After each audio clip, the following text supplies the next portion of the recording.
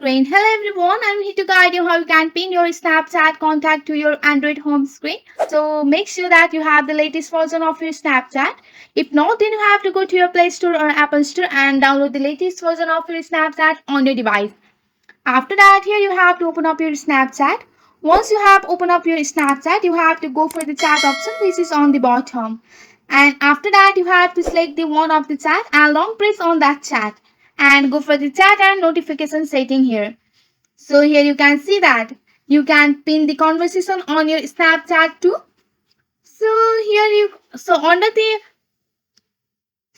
can see the pin shortcut to the home screen. You have to click on that and go for the arrow option.